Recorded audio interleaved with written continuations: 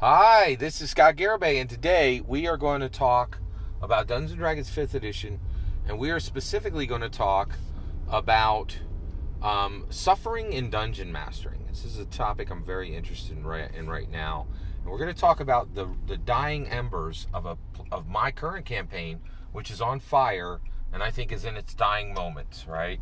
And I want to talk about this moment in time, and I want to talk to you about suffering as a dungeon master. Let's get into it. All right. So right now, my current campaign is on fire, and I think it's about to die. Right. And the reason why is I'm an intense, adamant person, and at least one of my players is very, kind of frustrated with the game, or I'm perceiving them as frustrated at the game, and they're not. But there's a lot of tension at the table, and it's just, and like it's not a good space for anybody. Like it's just not good, right?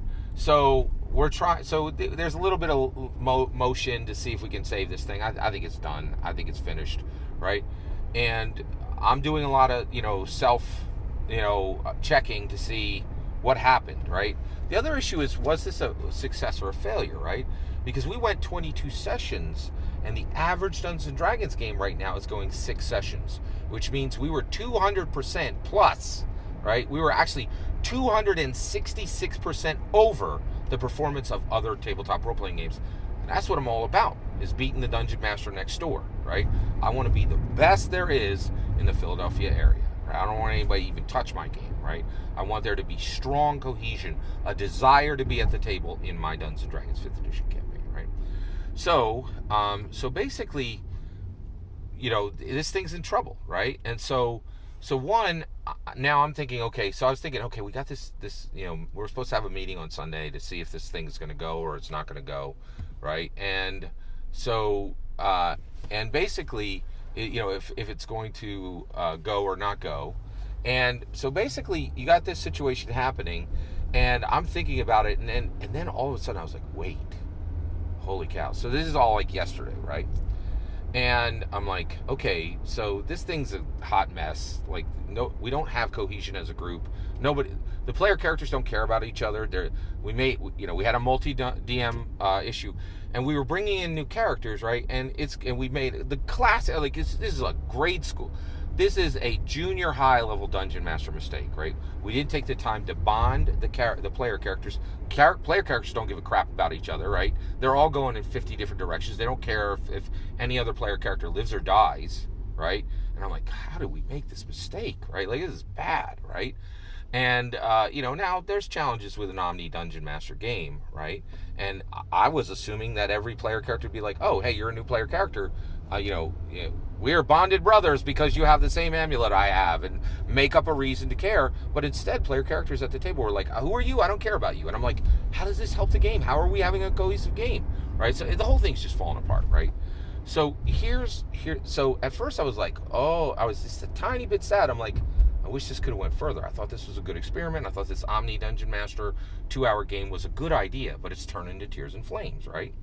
So then I was like, wait a second. If this thing ends, I know for a fact that I can fill this table with players. And that means new campaign, new games, new systems. Oh boy. Now, here's the other thing. Right now, I got a bad taste in my mouth on Dungeons & Dragons 5th edition, right? Now, I've told you got to be playing Dungeons & Dragons 5th edition at 51% as your primary game. That's 100% true.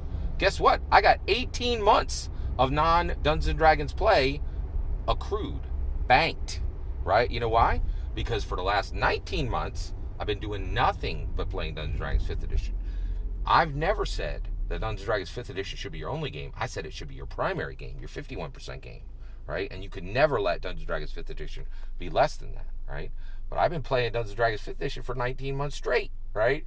And so I got 18 months where I can go play whatever I want, right? And still be fully 100% adhering to my own principles, right? And I'm like, wait a second. I got Index Card RPG on the shelf. I got Viking Death Squad on the shelf. I got D20 Modern on the shelf. I got like Mouse Guard on the shelf. I got Five Torches Deep on the shelf, right? Like, and I'm just, my head's spinning, right? I'm like, ooh, This sounds very exciting, right? And it's exciting. I'm very, and so here's the suffer part, right? So I work. I'm a regular working Joe, man. I got to get up in the morning and rise and grind, man. That's my life, right? Well, literally last night, it's 11 p.m., right? And I head down, and I, lay down next to my beautiful wife who went to bed an hour ago, and she's, completely asleep, and I just sit there. I sat there for 2 hours in bed and could not sleep, right? Because I was so excited about the possibilities that the death of the current campaign opens, right? That's not comfortable, right? I need to be on point. I need to be ready, right? I don't like it, I like when D&D and IRL mix, but not for the negative. I want to be for the positive, right? So that was I could not sleep, not because I was upset or disappointed, because I was so excited, right? But that's, but the next day, man, I got, that's going to be a lot of coffee. That is suffering, right? I go to sleep, I go to bed, I'm asleep within 10 minutes, right? And one of the things is I structure my day and I watch my sleep and my timing so that I'm on point in my regular life and I can perform at the levels everybody wants me to perform at, right? I don't want to have to use some kind of stimulant like coffee to get through the day. That's not right for me or anybody else, right? And so the reality is, I'm telling you right now, right? If you are DMing and you're not suffering because of it, you're not DMing right, right? If you get into this, if you get into dungeon mastering, it will consume you, right? It will take your thoughts, your emotions, and it will take them in directions you don't expect, right? You will lose sleep over Dungeons and Dragons if you do this at longevity, right? And if you're not seeing this and you have this sufferless life as a dungeon master, I would really push back on you and say, are you a dungeon gooder or are you a dungeon master? Because I think if you're pursuing it at the right level, you are going to suffer. There is suffering in the DM life, right? And that's another thing is, I'm here, man. I'm here. If you want people to tell you DMing is comfortable and it's simple and that it's no problem, go anywhere else. If you're not comfortable with the content I'm telling you, right, I get it. This isn't for everybody. I'm calling people to Peak Path Dungeons and Dragons. I'm saying you want to be at a level where your table is always full, right? And I do not believe you choosing whatever nonsense you want is going to get you there. I'm calling to you something bigger, right? I'm trying to walk it myself, and I'm being open and honest about how it's working for me, right? So if you're like, oh man, I don't want my campaign to burn down after 22 sessions the way Scott does, that's fair. Go find yourself. Go over to Dungeon Craft, right? That dude's crushing my content, right? Then there are better Dungeons and Dragons commentators out there if you're not comfortable here. But if you want to be the very best you can be at dungeon mastering, you will definitely hear content here that will push you to get there, right?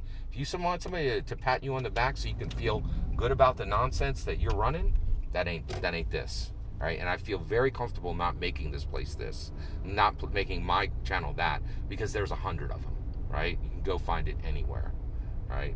So that's my opinion. I'd love to hear your thoughts. Any of you guys know a good, safe way to make sure that your sleep is not interrupted if you get excited about your next campaign? I was very, very frustrated by this. I just don't like having to power through a day on coffee. It's not good. It's not healthy, right? And so, and I owe the people who are connected to me more than that, right? So how do you guys manage excitement about games? And also, how do you walk through a campaign's death? I'm asking for advice because I'm feeling this one. It's the whole thing. The death of this campaign is 100% on me. I'm an intense, adamant person, and that frustrates people. And I don't like frustrating people. So if you have any advice for how to manage the death of a campaign and not feel terrible about it as a dungeon master, I'd be appreciative of that as well. Thank you. Please consider liking and subscribing, and have a wonderful millennium.